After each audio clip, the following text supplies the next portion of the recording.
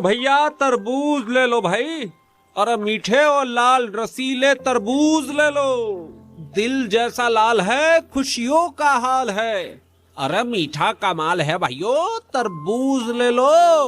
कभी गुस्सा आए, मन थोड़ा भर जाए, एक और खा लेना, फिक्र सब मर जाए। हाय हाय तरबूज ले लो भाई, तरबूज। तभी मुखिया आ जाता है। अरे मुखिया जी बताइए कितने किलो तरबूज दे दूं? हैं? अरे बहुत बढ़िया और मीठे तरबूज हैं, मजा आ जाएगा भैया। ए भाई तुझसे तो तेरी जवान बहन संभलती नहीं और तू तरबूज बेचने चला है, हैं? अरे उसे संभाल कर रखो, मेरे बेटे पर डोरे डाल रही है। अगर मैंने उसे फिर कभी अपने बेटे के साथ देखा तो मुझसे ज्यादा खराब आदमी नहीं मिलेगा, मैं समझा रहा हूँ। नहीं नहीं नहीं मुखिया जी, ऐसा नहीं हो सकता। भला मेरी बहन आपके बेटे से प्रेम नहीं कर सकती है? नहीं नहीं नहीं नहीं, मेरी बहन ऐसा नहीं कर सकती। अरे तुम्हारी बहन कैसी है वो मैं बहुत अच्छी तरह से जानता हूँ, मैंने अपनी आंखों से देखा है। तालाब के किनारे वो मेरे बेटे के साथ घंटों बैठी रहती है। हाँ। तभी गांव वाले इकट्ठे हो जाते हैं। अरे क्या हुआ मुखिया जी, आप ये कैसी बात कर रहे हैं? भला इसकी बहन ऐसा कैसे कर सकती है? अरे भाई तू क्या जानता है, ये दोनों भाई बहन अनाथ है और गरीब है। सोच रहे होंगे कि मुखिया के बेटे को फंसाकर अमीर बन जाएंगे। अरे इसके चक्कर में इसकी बहन ये खेल खेल रही होगी। हाँ मुझे तो यही लगता है। अरे आप ये लोग कैसी बात कर रहे हैं? मेरी बहन ऐसा कभी नहीं कर सकती। अरे तेरी बहन ऐसा ही करती है। तू इस गांव में अब तरबूज नहीं बेच सकता, समझा? रुक जा तू, मैं तुझे अभी बताता। मुखिया रघु की टोकरी गिरा देता है, जिससे रघु के सारे तरबूज टूट जाते हैं।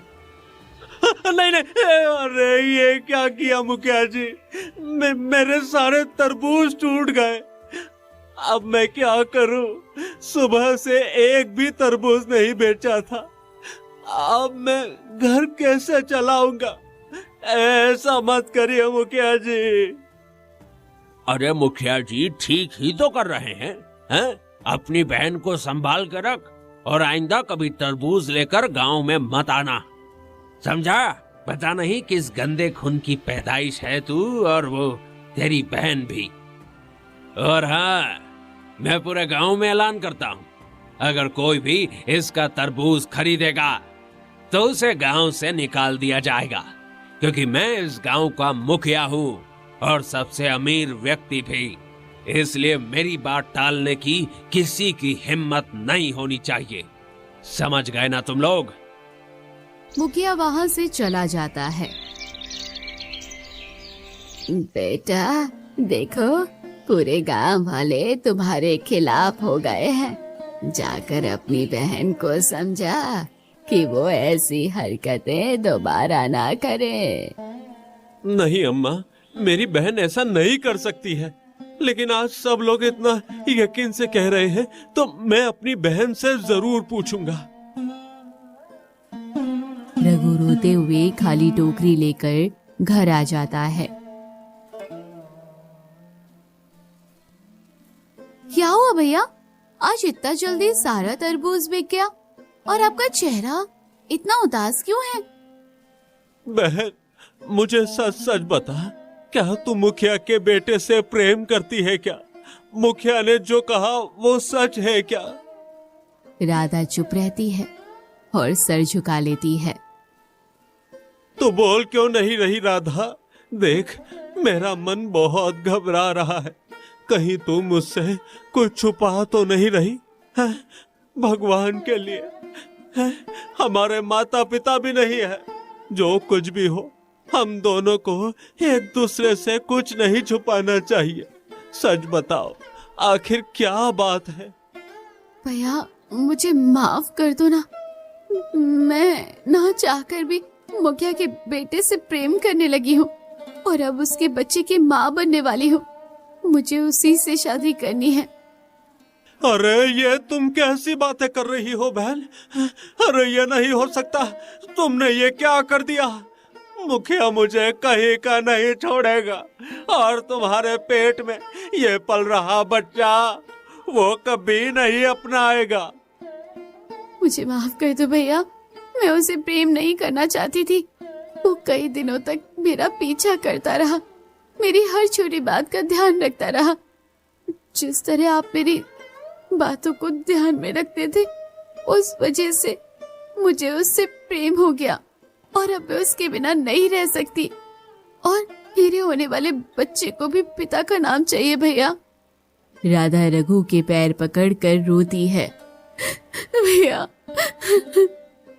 हे भगवान, मैं क्या करूं? रघु रोता है और फिर कहता है, ठीक है, अगर तुम मुखिया के बेटे से सच्चा प्रेम करती हो तो मैं तुम दोनों की शादी करवाऊंगा। मैं खुद जाऊंगा मुखिया के पास और उसके पैर पकड़कर मिन्नत करूंगा। मुझे माफ कर दो भैया, मेरी वजह से आपको मुखिया के सामने गिरना पड़ेगा।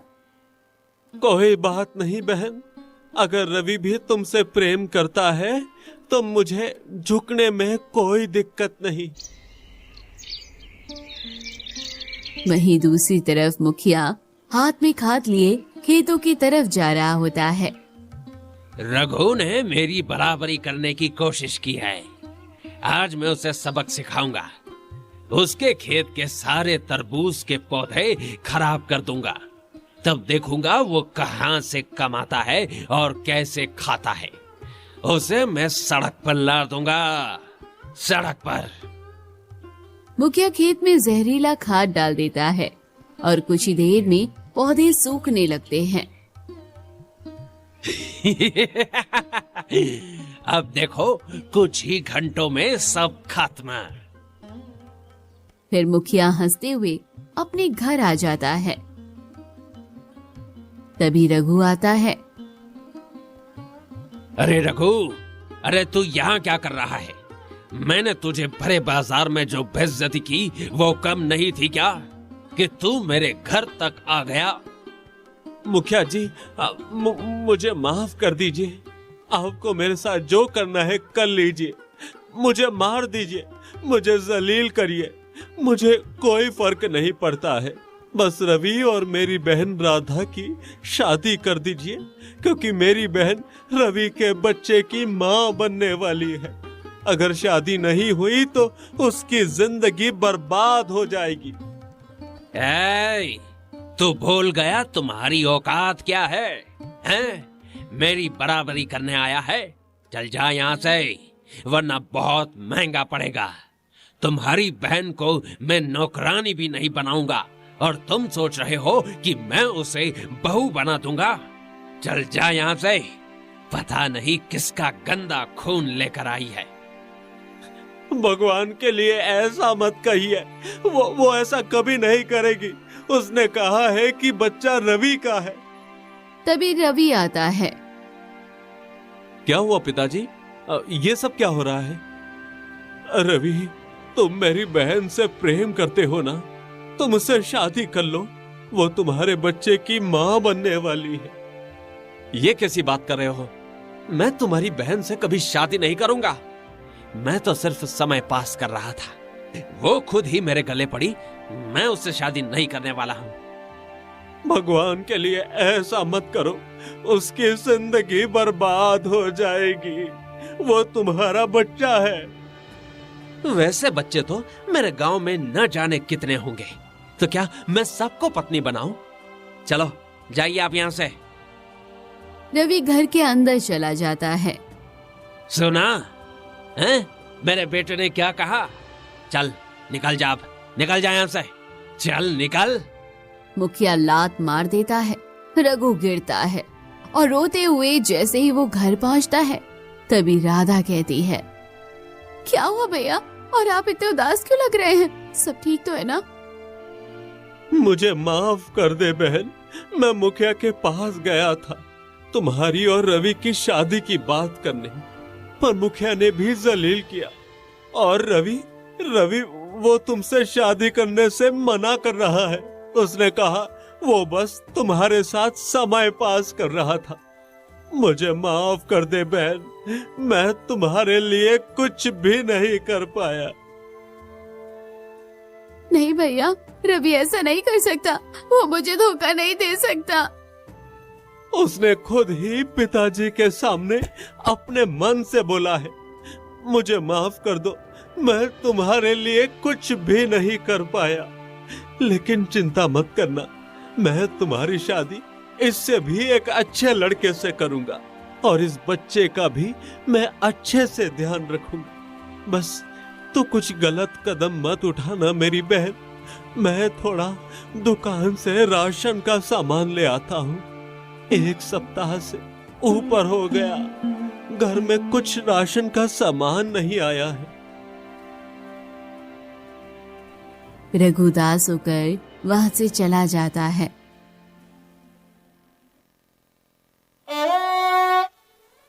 नहीं, मुझे अब जीने का कोई हक नहीं है। मैं कैसी नालायक बहन हूँ कि मैंने अपने भैया का सर झुका दिया। जो मेरे भैया पूरे गांव में गर्व से बोलते थे कि मैं उनकी बहन हूँ, आज पूरे गांव वाले मेरे भैया पर हंसने लगे हैं। और ऊपर से रवि ने मुझे धोखा दे दिया। मुझे अब जीने का कोई हक नहीं है। मुझे खुद को खत्म कर लेना चाहिए। राधा चाकू लेती है और अपनी हथेली काट कर वहीं बैठ जाती है। थोड़ी देर बाद रघु आता है। अरे अरे ये क्या हो गया राधा? राधा, तुम्हें ये क्या हो गया? अरे उठ जा मेरी बहन, ये तुमने क्या कर लिया? अरे तूने आत्महत्या क्यों कर ली? मैं तुम्हारी अच्छे से देखभाल करता। ए बहन, तू मुझे छोड़कर नहीं जा सकती। उठ जा मेरी बहन, उठ जा। रघु फूट फूट कर रोने लगता है। गांव वाले इकट्ठा हो जाते हैं। अरे अच्छा हुआ कि मर गई हैं? अरे पूरे गांव की कलंकिनी थी। अरे बिना ब्याही माँ जो बन गई थी हैं? बिल्कुल ठीक कहता है। ऐसे कलंक को तो मरना ही चाहिए था। अच्छा हुआ जो खुद ही मर गई। हम लोगों को कुछ करना नहीं पड़ा। क्यों भाई, ये तो वही बात हो गई। सांप भी मर गया और लाठी भी नहीं टूटी। हाँ। इतने में ही एक बूढ़ी औरत आती है। चुप हो जाओ तुम दोनों, किसी की जवान बहन मर गई है। तुम लोगों को अभी भी बातें बनाने में मजा आ रहा है। अगर दवा नहीं लगा सकते तो जख्म पर नमक तो मत छिड़को। बड़े आए दूसरे के घर में झांकने वाले। अरे खुद जाकर अपने घर में झांको। 100 कमियां होंगी खुद के घर में, लेकिन दूसरे की कमियां ढूंढने में लगे हुए हो। जाओ यहाँ से। गांव वाले उदास होकर चले जाते हैं। फिर बूढ़ी औरत रघु के पास आती है। बेटा चुप हो जाओ, अब ज्यादा रोने से क्या फायदा। तुम्हारी बहन अब इस दुनिया में नहीं रही। इसका अंतिम संस्कार कर दो। अम्मा, इसमें मेरी क्या गलती है? माँ पिताजी बचपन से ही मर गए। मैंने अपनी बहन की अच्छे से देखभाल की, लेकिन देखो मेरी बहन भी मुझे छोड़कर चली गई। इसने एक बार भी मेरे बारे में नहीं सोचा कि अगर ये चली जाएगी तो मैं इसके बिना कैसे रहूंगा। अब मैं क्या करूं? मैं तो पूरी तरह से टूट गया हूँ। बेटा, अब तुम्हारे रोने से तुम्हारी बहन वापस नहीं आ सकती। ये सब मुखिया के बेटे की वजह से हुआ है। अगर तुम्हारी बहन के साथ उन्होंने ऐसा ना किया होता तो शायद तेरी बच्ची ये कदम कभी नहीं उठाती। इसने एक बार मुझसे कहा था कि मैं कुछ भी बर्दाश्त कर सकती हूँ, लेकिन मैं अपने भैया को जलील होता हुआ कभी नहीं देख सकती। शायद इसी वजह से इसने ये कदम उठाया। रघु फूट फूट कर रोने लगता है और जैसे तैसे अपनी बहन के शव का अंतिम संस्कार करके लौटता है। मेरी बहन तो चली गई, लेकिन आप क्या करूं? घर में मन भी नहीं लग रहा है। एक काम करता हूं, जाकर तरबूज के बगीचे देखता हूं कि तरबूज कैसे है। रघु बगीचे में पहुंचता है जहां सारे पौधे बुरी तरह से सूख चुके थे। हे भगवान, ये क्या हो गया? मेरे सारे तरबूज के पौधे कैसे सूख गए? नहीं, ऐसा नहीं हो सकता। जरूर ये मुखिया का ही काम होगा। उसी ने मेरे खेत में कुछ डाल दिया होगा। भगवान, ये मुसीबतों पर मुसीबत आ रही है। अरे मैं अब क्या करूं भगवान? जो भी तरबूज बचे हैं उन्हें जाकर बाजार में बेच देता हूँ। बाकी पौधे तो सूख ही गए। फिर रघु बचे हुए तरबूज तोड़कर गांव में बेचने निकलता है। तरबूज ले लो, तरबूज, मीठे और रसीले तरबूज।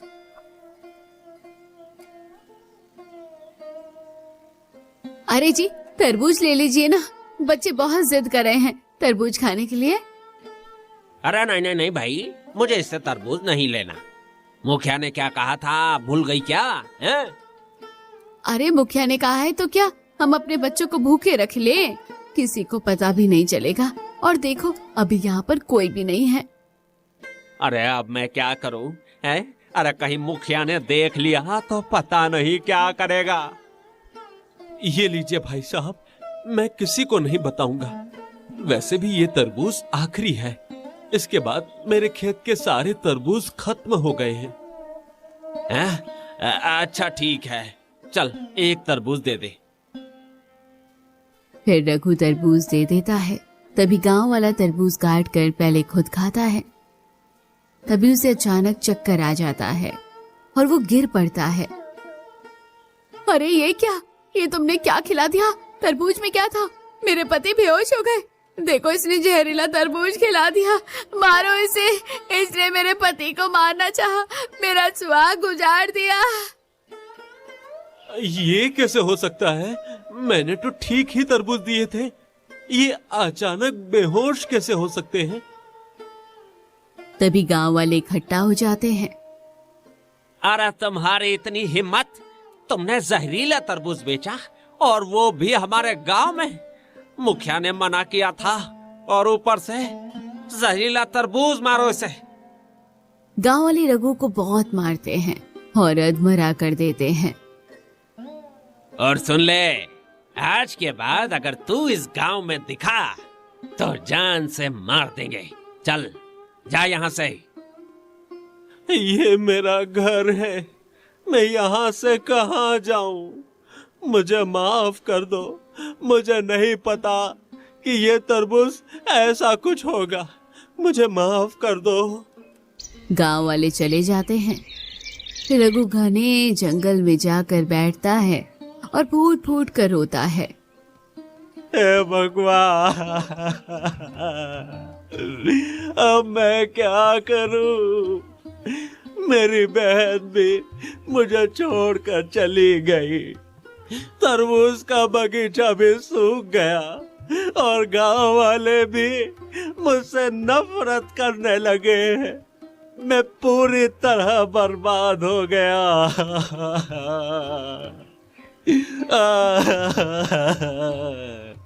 उसके आंसू जमीन पर गिरते हैं। तभी काली परछाई सामने खड़ी हो जाती है। तुम कौन हो और दिखाई क्यों नहीं दे रहे हो? ये साया किसका है? अचानक तेज रोशनी होती है। जहां आंसू गिरे थे वहां से एक अजीब पौधा निकल आता है और तेजी से बढ़ने लगता है। ये क्या हो रहा है? ये पौधा इतनी जल्दी कैसे निकल आया और इतना तेजी से कैसे बढ़ रहा है? रघु भागने की कोशिश करता है। रुक जाओ, कहाँ जा रहे हो तुम? कौन बोल रहा है? सामने आओ। मैं ये पौधा बोल रहा हूँ। तुम्हें अपनी किस्मत बदलनी है तो मेरी बात माननी होगी। तुम एक पौधा होकर भला मेरी किस्मत कैसे बदल सकते हो? मेरी तो किस्मत ही फूटी है जिसे कोई चाह कर भी ठीक नहीं कर सकता। तुम्हें मेरा रहस्य सुलझाना होगा। उसके बाद मैं तुम्हें ऐसी चीज दूंगा जिससे तुम्हारी जिंदगी बदल जाएगी। ठीक है, अब मुझे तुम्हारा रहस्य सुलझाने में कोई दिक्कत नहीं है। वैसे भी मेरी जिंदगी का अब कोई मकसद नहीं बचा है। तुम्हें मुझे इस पौधे के रूप से आजाद करना होगा। असल में मैं एक आत्मा हूं जो इस पौधे में कैद हूं। कोई भी जब सच्चे हृदय से रोता है तो उसके आंसू जमीन पर गिरते हैं, तभी मैं उसके सामने पौधे के रूप में आता हूं। तुम्हें मुझे आजाद करने के लिए घने जंगल में काली गुफा में जाना होगा। वहां तुम्हें एक लाल रंग का जल मिलेगा। उस जल को मेरे ऊपर डालना होगा जिससे मेरा जादू टूट जाएगा। उसके बाद मैं तुम्हें वो दूंगा जिसकी तुम्हें जरूरत है। ठीक है, मैं वो लाल जल लाने के लिए तैयार हूँ। मैं कोई लोभ में नहीं जा रहा हूँ, बस मैं तुम्हें मुक्ति दिलाना चाहता हूँ। रघु वहां से निकल पड़ता है। जंगल में कुछ ही दूर वो जाता है तो वहां बहुत सारे पेड़ पौधे उसके रास्ते में आ जाते हैं। हे भगवान, अब मैं क्या करूं? यहाँ से आगे जाने का रास्ता ही नहीं दिख रहा। सारे पेड़ पौधे ने रास्ता जाम कर दिया है, पर मुझे आगे जाना ही होगा। रघु धीरे धीरे कदम बढ़ाता है। तभी एक पेड़ से आवाज आती है। तुम इससे आगे नहीं जा सकती हो, तुम्हें यहीं से लौट जाना चाहिए। आगे जाओगी तो तुम्हारी जान को खतरा है। नहीं नहीं नहीं, मुझे आगे जाना है। मुझे किसी को मुक्त करना है। इसके लिए चाहे मुझे जो करना पड़े मैं जरूर करूंगा। मुझे आगे जाना ही है। रघु एक कदम बढ़ाता है। तभी तेज हवा चलती है। ठीक है, तुम आगे जा सकते हो, लेकिन सिर्फ तब अगर तुम मेरे 2 प्रश्नों का सही उत्तर दे दोगे। अगर उत्तर गलत हुआ तो तुम यहीं हमेशा के लिए रुक जाओगे। ठीक है, मैं जवाब देने के लिए तैयार हूँ। पूछो, तुम्हारा प्रश्न क्या है? पहला प्रश्न, दुनिया में सबसे ताकतवर चीज क्या है जिसके सामने राजा का सिंहासन भी छोटा हो जाता है और पत्थर दिल इंसान भी टूटकर रो पड़ता है? प्यार। सच्चा प्यार सबसे ताकतवर होता है। प्यार से ही इंसान जीना सीखता है और प्यार खोने पर टूट जाता है। तुमने सही कहा। अब दूसरा प्रश्न, ऐसी कौन सी चीज है जो हर इंसान के पास बराबर होती है? ना कोई ज्यादा खरीद सकता है, ना कोई चुरा सकता है, और एक बार चली जाए तो कभी वापस नहीं आती है। समय। समय ही एक ऐसी चीज है जो सबके पास बराबर है और जो एक बार गुजर जाए वो लौट कर नहीं आते हैं। तुमने सही कहा। तुम्हारे दिल में सच्चाई है, तुम आगे जा सकते हो। रघु तेज कदमों से आगे बढ़ता है और घने जंगल को पार करके गुफा के द्वार तक पहुंच जाता है और फिर रघु गुफा में प्रवेश करता है। ये कैसी जगह है? यहाँ कोई दिखाई भी नहीं दे रहा। और ये क्या? इस बर्तन में लाल जल रखा हुआ है। मुझे इसे जल्दी से लेकर चल देना चाहिए। रघु जैसे ही लाल जल को छूता है, तेज रोशनी फैलती है और एक सुनहरा पक्षी उसके सामने प्रकट होता है। तुम यहाँ क्या कर रही हो? चले जाओ यहाँ से, तुम ये जल नहीं ले जा सकते हो। नहीं, मुझे ये जल चाहिए। किसी भी कीमत पर मैं ये जल लिए बिना यहाँ से नहीं जाऊंगा। अगर ये जल ले गए हो तो तुम्हें पता है ना, तुम्हारी जान भी जा सकती है। कुछ भी हो जाए, पर मैं ये जल लिए बिना नहीं जाऊंगा। मैंने वचन दिया है कि मैं उसे आजाद करूंगा, इसलिए मुझे ये जल चाहिए। ठीक है, लेकिन क्या तुम इसके बदले अपनी 10 वर्ष की आयु दान करने के लिए तैयार हो? अगर मेरे 10 वर्ष देने से किसी की जिंदगी बच सकती है तो मैं तैयार हूँ। मैं अपनी 10 वर्ष की आयु दान करता हूँ। तभी रोशनी तेज फैलती है। सुनहरे पक्षी एक सुंदर औरत में बदल जाती है। ये क्या तुम तो एक सुनहरी पक्षी थी और अब अचानक एक सुंदर औरत।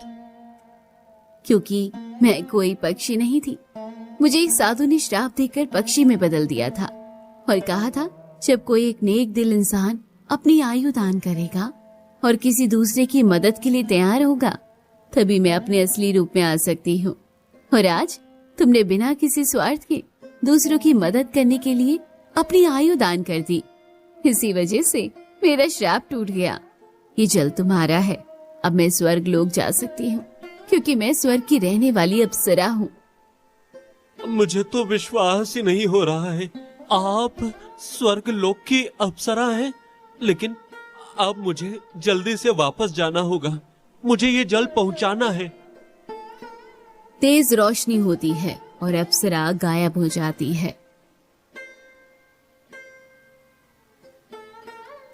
और रघुलाल जल लेकर बाहर निकलता है। रघु संघर्ष करते हुए आगे बढ़ता है और उसी स्थान पर पहुंच जाता है।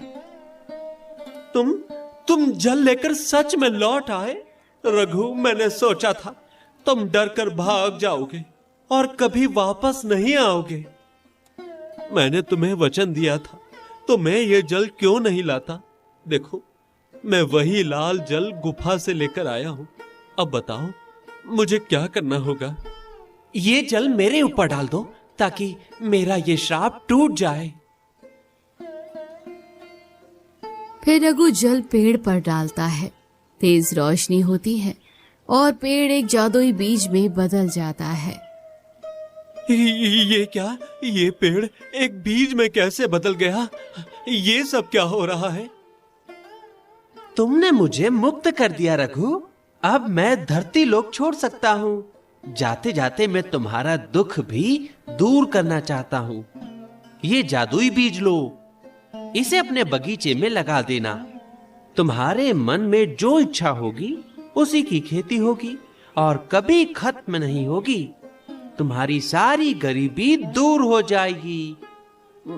मेरी किस्मत ही खराब है। भला एक छोटा सा बीज मेरी गरीबी क्या दूर करेगा? हैं? मुझे इस पर यकीन नहीं है। मुझे ये बीज नहीं चाहिए। मैंने आपकी मदद कर दी, बस वही काफी है। एक बार मेरी बात पर भरोसा करो, इसे अपने साथ ले जाओ। रघुदास वन से बीज लेकर अपने बगीचे में लगाता है। कुछ ही क्षणों में तेज रोशनी फैलती है। बगीचा लाल लाल तरबूजों से भर जाता है। अरे ये क्या? ये तो सचमुच चमत्कार हो गया। इतने लाल लाल तरबूज हैं। अब मुझे इन्हें गांव में बेच देना चाहिए। मुखिया ने मेरी गरीबी के कारण मेरी बहन को बहू बनाने से मना कर दिया था। अब मैं उससे भी बड़ा अमीर बनकर दिखाऊंगा। रघु तरबूज बेचने निकलता है। तरबूज ले लो, मीठे मीठे लाल लाल तरबूज। अरे जा जा जा, तेरे जहरीले तरबूज कौन खरीदेगा? हैं? अरे भाई कोई नहीं लेगा, देख लेना। पूरी भीड़ हंसी उड़ाती है। कोई नहीं खरीदता है। सुबह से शाम हो जाती है। रघु थक हार कर बैठ जाता है। लगता है कोई नहीं खरीदेगा। अब इन तरबूजों को फेंक देना ही अच्छा है। तभी एक भिखारी आता है। बेटा, मैं कई दिनों से भूखा हूँ, मुझे एक तरबूज दे दो, नहीं तो मैं भूख से मर जाऊंगा। हाँ बाबा, क्यों नहीं, वैसे भी सबने मना कर दिया है, कम से कम आपकी भूख तो मिट सकती है। रघु तरबूज काट कर देता है और जैसे ही भिखारी खाता है तभी तेज रोशनी फैलती है और वो जवान सुंदर व्यक्ति बन जाता है। ये कैसा चमत्कार है बेटा, मेरे घुटनों का दर्द, कमर का दर्द सब गायब हो गया है। अरे मैं सीधा खड़ा नहीं हो सकता था बेटा, है अब मेरा चेहरा है जवान हो गया है। अरे ये तरबूज साधारण नहीं, जादुई है। सारे गांव वाले चौंक जाते हैं। अरे भाई, मुझे भी एक तरबूज दे दो, मैं भी खाकर देखता हूँ। वो भी तरबूज खाता है और वो भी जवान हो जाता है। अरे वाह, अरे ये तो सचमुच में चमत्कार है भाई, हैं? रघु के तरबूज जादुई हैं। ये बस मेरी मेहनत का कमाल है और कुछ भी नहीं है। धीरे धीरे गांव वाले रघु के तरबूज खरीदने लगते हैं। भीड़ बढ़ती है, सभी सुंदर और जवान होने की चाह में तरबूज लेने लगते हैं। कुछ ही दिनों में रघु बड़ा घर बना लेता है और अमीर हो जाता है। वहीं दूसरी तरफ मुखिया का बेटा रवि अचानक बीमार पड़ जाता है। अरे ये क्या हो गया? रवि, तू ठीक तो है ना? तुम्हें क्या हो गया? तू बीमार कैसे पड़ गए? पिताजी, पता नहीं, मेरी तबीयत लगभग 1 महीने से खराब चल रही है। मैंने आपको नहीं बताया, मैं थोड़ा बहुत वैद्य से दवाई लेता था, लेकिन तबीयत ठीक ही नहीं हो पा रही है। अरे नहीं नहीं नहीं नहीं बेटा, ऐसा नहीं हो सकता। रुको, मैं खुद गांव के सबसे बड़े वैद्य को लेकर आता हूँ, रुको। कुछ ही देर में मुखिया गांव के सबसे बड़े वैद्य को लेकर आता है और वैद्य जांच करता है और चुपचाप बैठ जाता है। क्या हो गया वैद्य जी, आप कुछ बोल क्यों नहीं रहे? मेरे बेटे को क्या हो गया है और ये 1 महीने से इस तरह बीमार क्यों है? आपके बेटे को बहुत ही गंभीर बीमारी है। ये बीमारी ऐसी है कि 2-3 महीने के अंदर ही आपका बेटा हमेशा हमेशा के लिए इस दुनिया को छोड़कर चला जाएगा।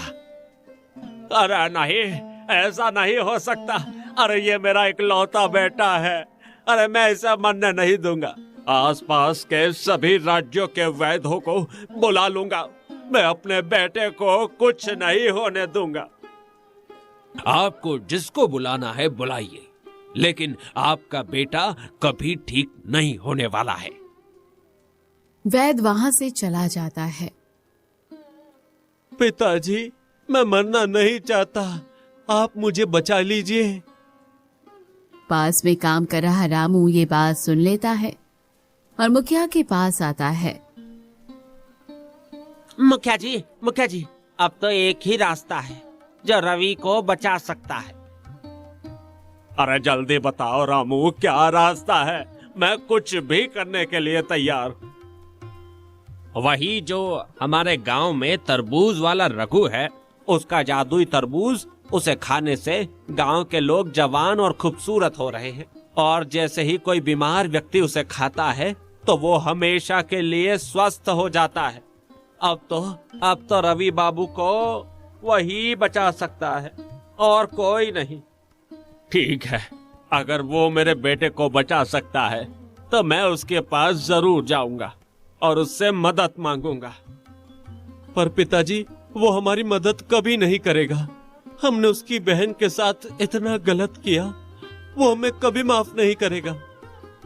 चिंता मत कर बेटा, मैं एक बाप हूँ और अपने बेटे की जान के लिए मैं कुछ भी कर सकता हूँ।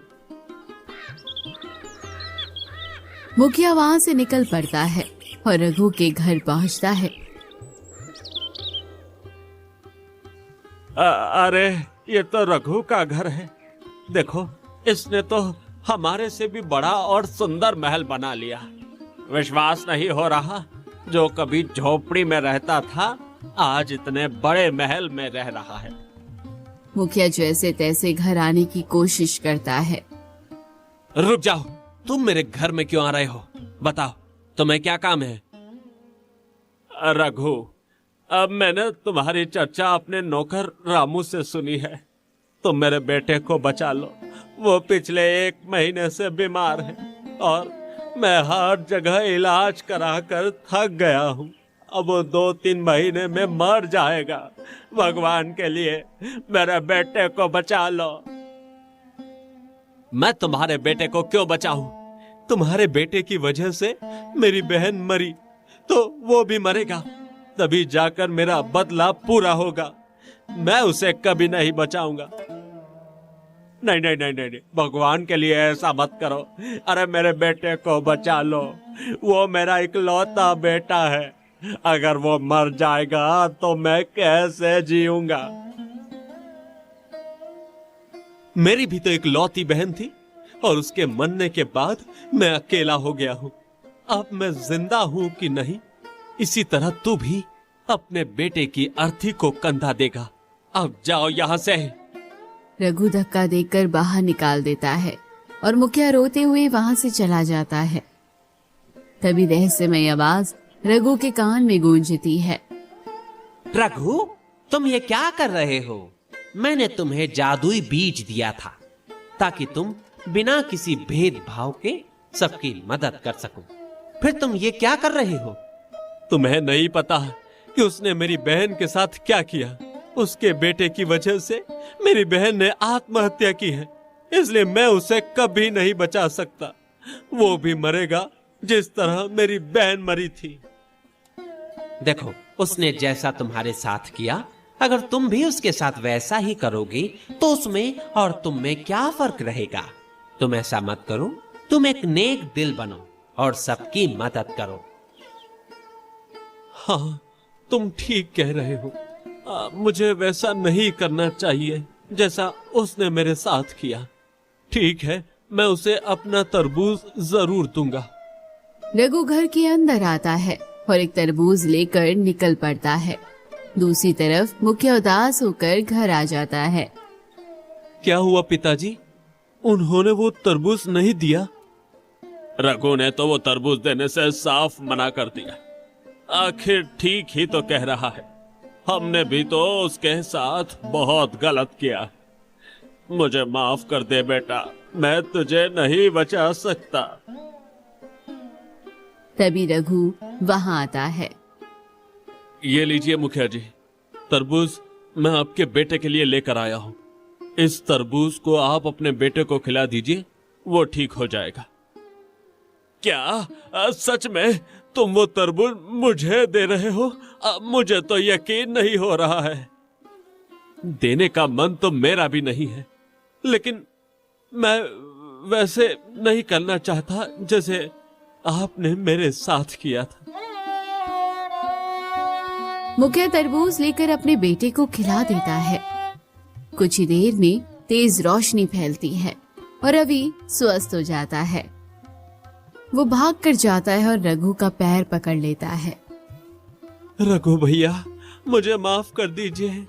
मैंने आपकी बहन के साथ बहुत गलत किया, लेकिन फिर भी आपने मुझे बचा लिया, वरना मैं मर जाता। तुमने जो गलती की उसे सुधारो और कभी किसी लड़की के साथ ऐसा करने की सोचना भी मत। मैं अब किसी लड़की के साथ कुछ गलत नहीं करूंगा, ये मैं वचन देता हूँ आपको। रघु वहां से चला जाता है और गांव वालों को मुखिया और उसकी बेटी की सच्चाई पता चलती है, तो वो सब भी रघु की इज्जत करने लगते हैं।